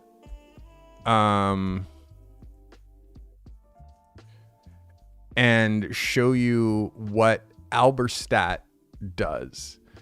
And you tell me if, like, this guy started with food and beverage. And this guy, again, he's my age. So he's been a photographer, a professional photographer for 35 years. Look at his food and beverage and his lifestyle. This guy does, like, I would say $200,000 a year. So, but him shooting this stuff, this is not his niche. This looks very static and his feet are not in the right position. Like, he's not a people shooter. He shoots this because looking at this is so painful. It's painful, which is what happens when you're really good at one niche, but then you're like, oh, I'm going to also shoot portraits or also shoot. It's like, you're not that good at that though. You're not that good. And I'm sorry to say, like, this is my friend. And I'm saying he's not that good at shooting people. He's okay at this stuff. He's insane at shooting food and beverage. But people, no. Sorry. He's not that good. But again, it's just like, sometimes you and then interiors, not that good. It's like, this is his bread and butter. And I believe, like, creating work like this, that it's just, yes, he's getting that work, but it's just confusing. It's just confusing because he shoots food and drink. Like this, would you rather hire him to shoot that or hire him to shoot this? Like, would you hire me to shoot people or would you hire this guy? And again, would you hire me to shoot food or would you hire this guy? Obviously, I don't show any food. So this is why I don't believe that you should jump niches. And this guy personally, by shooting people, is trying to be something that he's not. And yeah, it's not copacetic for me. And again, it also makes his portfolio look like, you know what I mean? So, all right, let's see. We're looking at our last, and again, if there was a photo for me to look at of Ivan, I don't know what to say. We've been going for really long and I can't now add Ivan's picture in because it wasn't in the slot where it was supposed to. All right, let's look at James McDonald. James, James shot this with a Fuji XT20 with a 18-55 at 35 millimeter. Shot at ISO 300 at 1/180th of a second at f11. Shot natural light. This is James Jim McDonald. Oops. Let's go over here. Let's do that. Oh my goodness. James. Hello. Sorry, give me a second here. There it is. All right. Move this here. Move this here. All right. James Jim McDonald. James, thanks for submitting. So we're proving our niche. And I know that there is not a one person who is going to hire you to shoot a leaf reflection coming out of the ground or the wall. There's not a single person who's going to hire you to do this. So this is not necessarily following the assignment, which is proving your niche. I need to know if you are a people photographer, a product photographer, or a things photographer. And if you're a photographer who shoots things, dry leaves on the ground is not the things that you're going to be using as your subject matter. So for me, you're just putting a photo in the group, not a photo that represents who you are right now as a photographer and what you're trying to make money from. For me, this is a walk and shoot, and I saw something cool and I shot a photo of it. It's not going to make you money, Jim, and it's not why you're here. You're not here to do what you were doing before. You're here to do stuff that's new, and the new stuff is hard. The new stuff means you got to interact with strangers. The new stuff means you got to talk to small businesses. And I promise you, if you don't talk to small businesses, you're not going to make a nickel from this. It can't be this. No one's hiring you to shoot this. So for me, you representing your niche, this isn't doing it. It doesn't matter how creative this photo is. People are going to look for it for 1 second and they're going to look at the next one, because again, it's about value. When I show you this photo, well, I know exactly who is going to hire someone to shoot this kind of a photo. And in fact, I actually went to my friend's website and showed you all kinds of other food and drink photos that were related and inspiring. So you can be like, wow, like, look at how I didn't even show you this guy's like the work. I don't know if he has a category that is just his tear sheets, but you can see that this pays money. This pays money. This is commerce, and you can see advertising and money. So making photos that don't have a possibility of commerce attached to it, you're just barking up the wrong tree. Every photo that you make has to be with a purpose. Like, who would hire me to make this photo? And we don't have that here.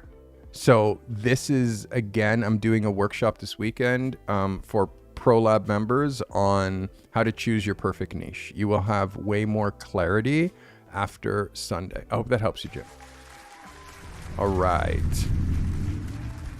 That was Jim McDonald. And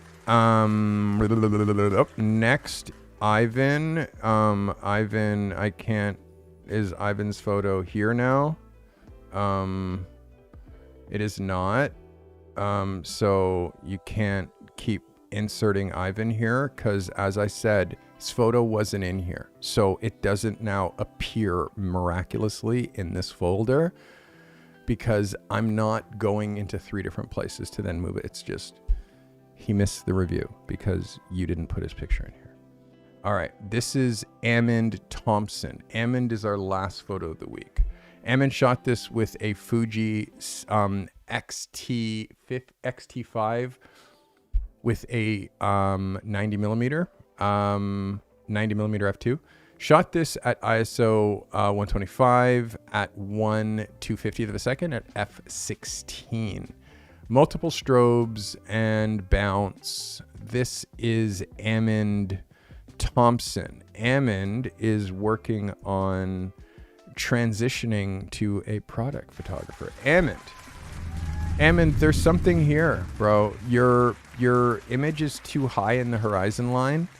Like, this is too high. It's 250 per 50. It needs to be way lower. I'll show you, number one, because you can see what it looks like as a cover, and you can see that it's way too high in the frame. Your horizon lines can't be middle. They can't be middle. Your horizon lines have to be way, way lower. Don't lean so much on the reflections. If it just ended right here at the end of Lancome, you're more than fine. It doesn't need to show so much of it. But what I do need is more headspace up here.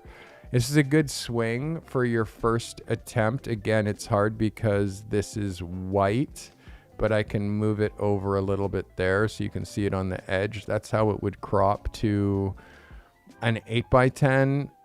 For me, I would move it way up to the top. But even still, like this distance from here to the bottom is how I would have want this to be shot, which means this down here gets moved up to the top.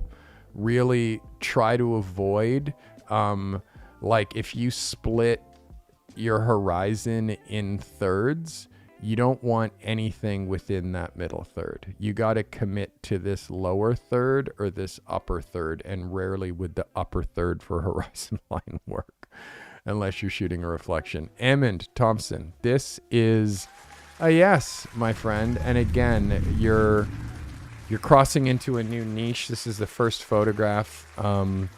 There's a lot of stuff that you have to be working on, but you shot the right product. I like the fact that there is no visible like bottom and top of the photo.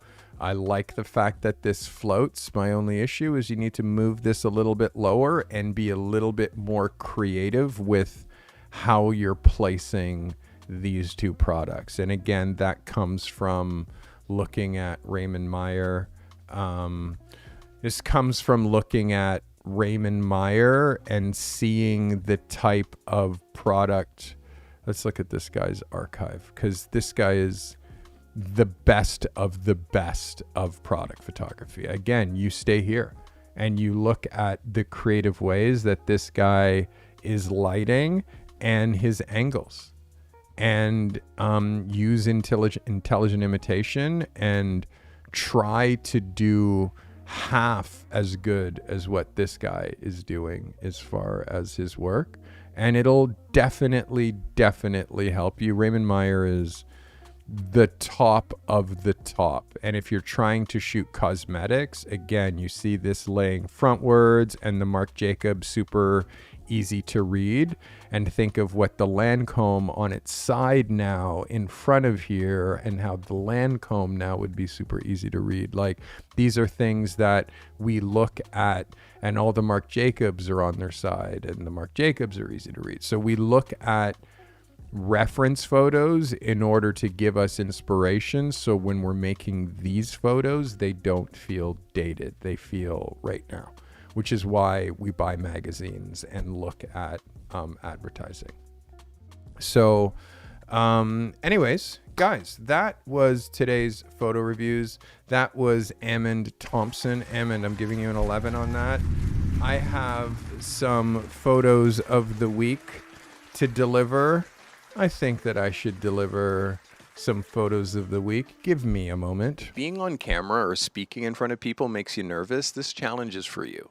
It's called the 30-Day On-Camera Challenge, and I designed it to help you show up with confidence, whether you're recording a video, giving a presentation, or leading a meeting in real life. Every day via email, you're going to get a clear, simple prompt that helps you get more comfortable speaking out loud while building real communication skills that you can use anywhere.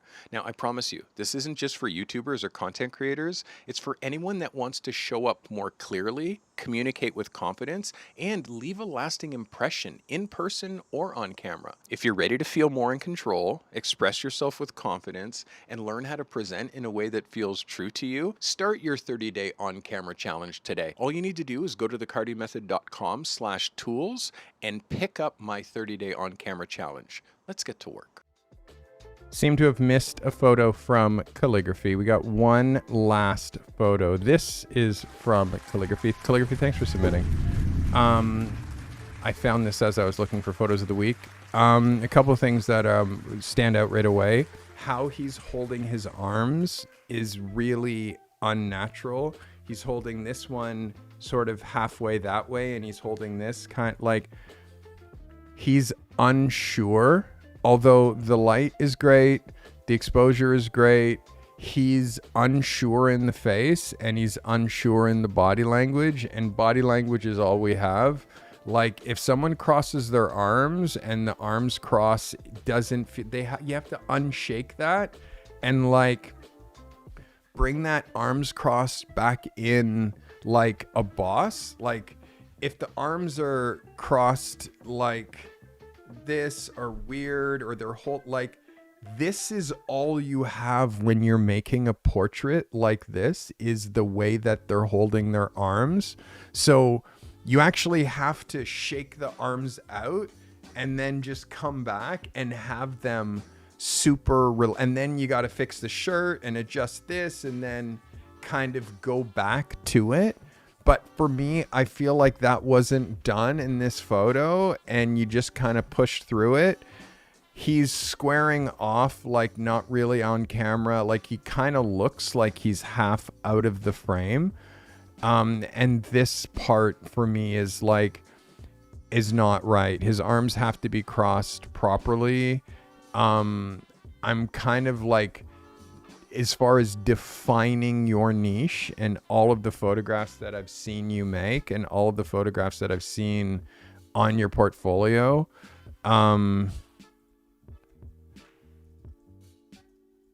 so for me, like if we're looking here and looking here, like which photo is better, this one or this one, as far as body language? And like they're both on gray, they're both black people. Obviously this photo is better. You're looking at the body language here. Which body language is better, for here or here? We're looking at your best photography. Look at the body language here. Look at the body language here. Right? So the photographs that make it to your portfolio, like they feel believable and real.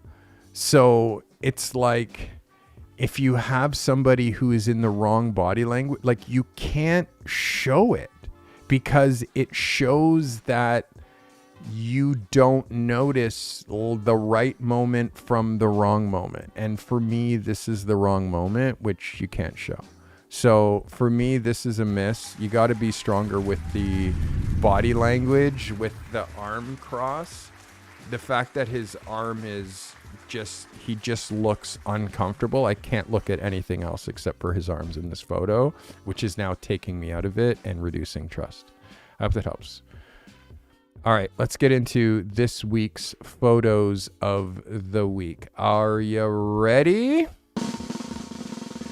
Starting with our first photographer. This guy, his name is Kyle Gagne. Kyle, that's a photo of the week, my guy. Congratulations. Unequivocally, yes. That's a photo of the week. Congratulations. That's Kyle Gagne. Kyle, photo of the week. Next photo of the week goes to this photographer. His name, Israel Cordona III. Israel, your progress is very noticeable. I want you to not be a one-trick pony with the black background. I want you to be developing how you're shooting in the studio and shooting on white, shooting on gray, and also shooting on black. Don't just shoot on black, because you can't have a portfolio of all black backgrounds. You just can't. Again, I shoot on black a lot, but you look at my portfolio and I vary. I shoot on black, I shoot on white, I shoot on gray, I shoot on location, I shoot in studio. Okay? Israel Cordona III. Our next photo of the week goes to the one and only William Sedgwick. Well done. Again, these are photographs that are proving your niche. You're winning a photo of the week this week if you killed it with your photo and you proved your niche. That is William Sedgwick. And again, I broke your balls on the exposure, but that's a small thing as far as in comparison as a shot in general, like it's pretty spot on. All right, that's Sedgwick. All right. Yeah, I'm giving it to her. Photo of the week to Miss Natalie Bennett. Natalie, again, I see your progress and I see, is this, I didn't make sure that this, no, my mistake, not Natalie Bennett. This is Lincia Taylor. Lincia.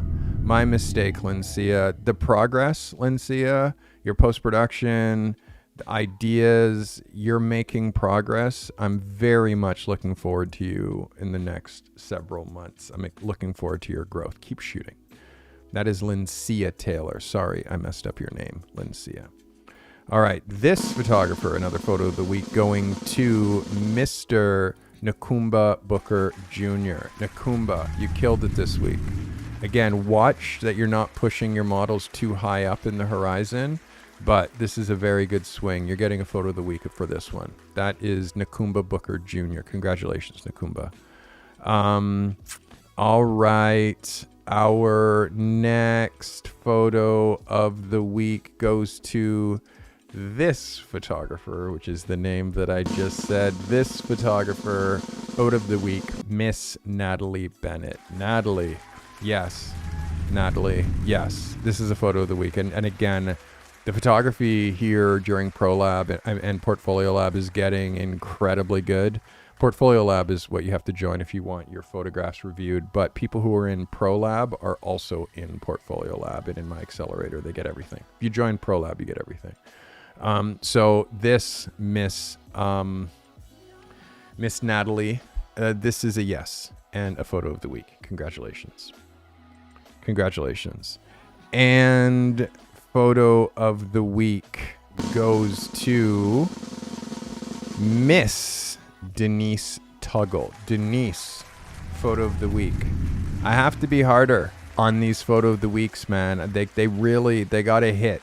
They gotta hit. If they're not hitting, and if they're not usable, and if they're not proving your niche like this week's assignment is, no bueno. No bueno. So we stay with it. Our next photo of the week goes to Mr. Les Wells. Les, it's a photo of the week, my guy. Congratulations. Your first ever photo of the week in week 4. Look at you, my guy. Congratulations. That's Les Wells. Congratulations, Les. Photo of the week. And our last and final photo of the week. This guy taking some swings and really trying to shift his perspective from being a people photographer to being a product photographer. This is a long journey, but this is Amond Thompson. Amond, very good swing for your first week. Very good light for your first week doing this. I'm very excited to see what you're going to look like in 3 months, honestly. All right, guys, that's our photos of the week. Those are our best.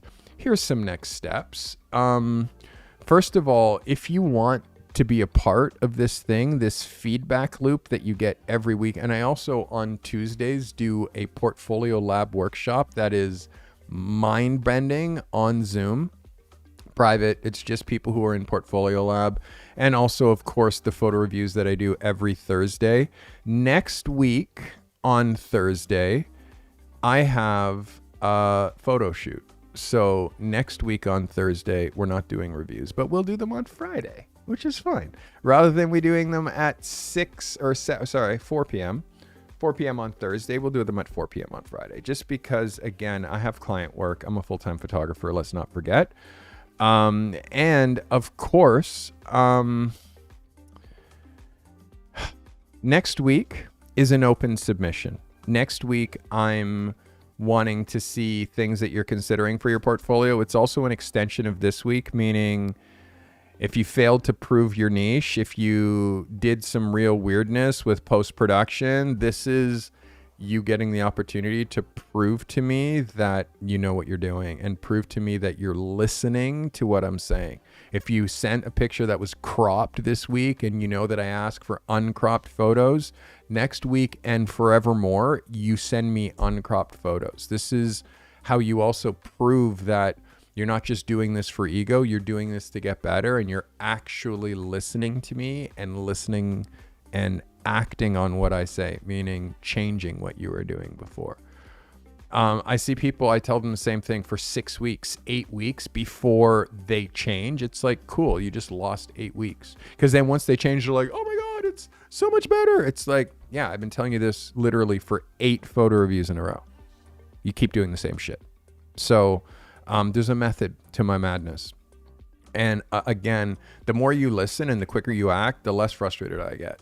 And again, I'm getting frustrated because this is stopping you from making money. I'm making money already. I should be like, do whatever you want. You know what I mean? But no, I care and I want you to like get the money that you're paying me, get the best out of it. But you got to listen. It's part of it. You got to listen. Okay.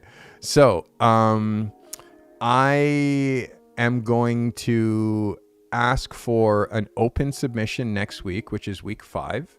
And then for week 6, we do my favorite, which is essentially your biography video.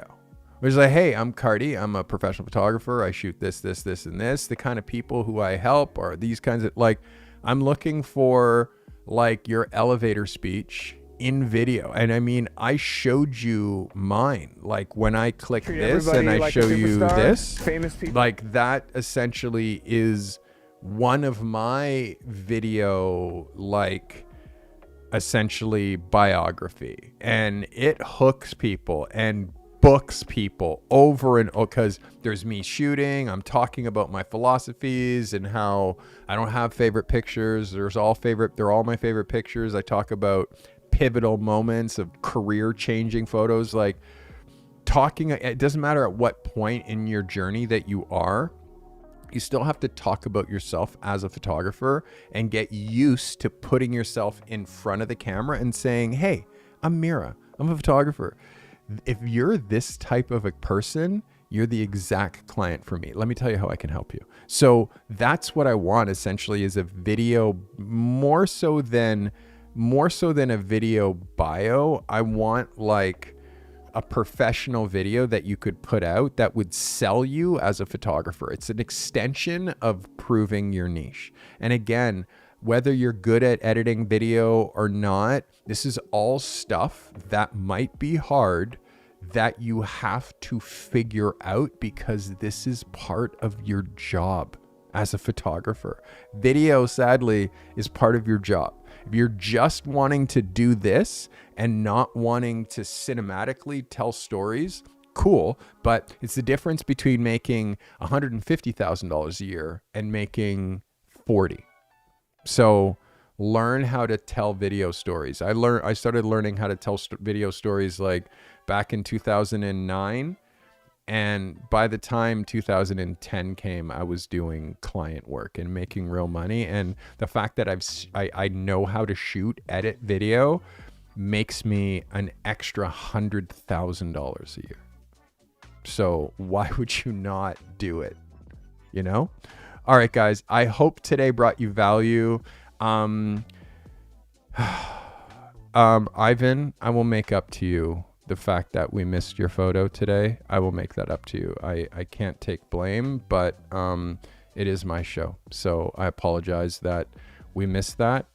I will make it up to you. You're going to end up getting a personal photo review and an extra photo review coming up. I appreciate you. I love you guys. Thank you so much for watching.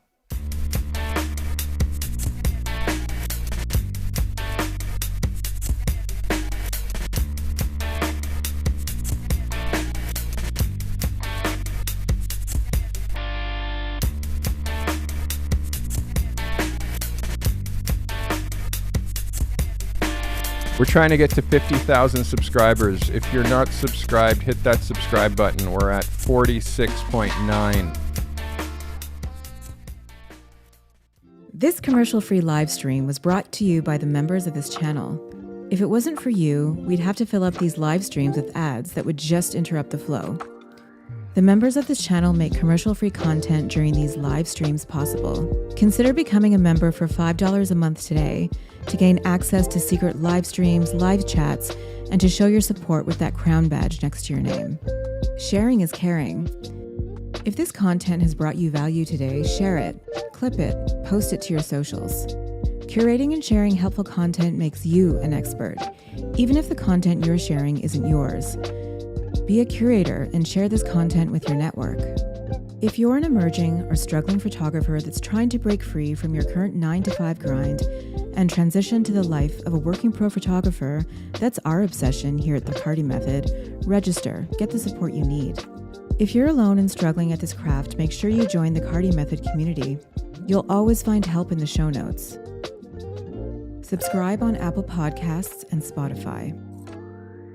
Find your creative and business genius with the Carty Method.